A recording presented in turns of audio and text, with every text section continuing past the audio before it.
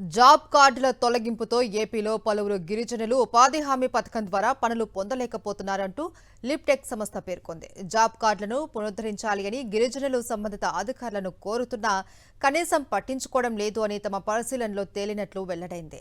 దేశవ్యాప్తంగా ఉపాధి హామీ పథకం అమలు తీరుపై ఏటా లిప్టెక్ అధ్యయనం చేస్తూ ఉంటుంది. తాజాగా 2024-25 ఆర్థిక సంవత్సరం నివేదికను విడుదల చేసింది. 2023-24తో పోలిస్తే 2024-25లో పనుల కోసం నమోదు చేసుకున్న కుటుంబాల సంఖ్య 8.6% మేర పెరిగింది. పని దినాల సంఖ్య 7.1% తగ్గినట్లు లిప్టెక్ వివరించింది.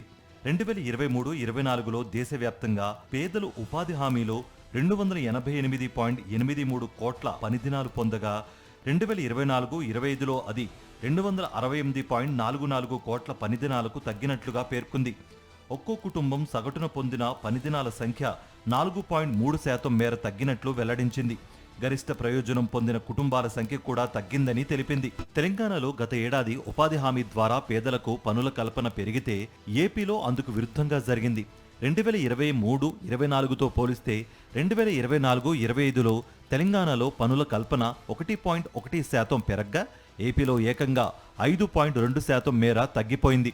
అత్యధికంగా పనులు ఇవ్వడంలో 2023-24లో ఏపీ దేశం మొత్తంలో 4వ స్థానంలో ఉంది. 2024-25లో 5వ స్థానానికి పడిపోయింది.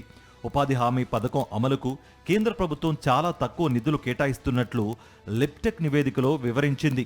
దేశవ్యాప్తంగా ఈ కార్యక్రమం అమలుకు ఏడాదికి 2.64 లక్షల కోట్లు కావాలని పౌర సమాజం నుంచి డిమాండ్ ఉండగా కేంద్రం 2024-25 బడ్జెట్లో కేవలం 86,000 కోట్లే కేటాయించిందని పేర్కొంది. అందుకే పలు రాష్ట్రాల్లో వేతన చెల్లింపుల్లో జాప్యం జరుగుతోందని తెలిపింది. ఉపాధి హామీ పథకం అమల్లోకొచ్చి 20 ఏళ్లవుతున్న తరుణంలో పేదల డిమాండ్, అవసరాలకు తగినట్లు పాలనా మార్పులు, ఎంపికలు మరింత సమర్థంగా అమలుకు సమీక్షించాల్సిన అవసరం ఉందని లిప్టెక్ అభిప్రాయపడింది.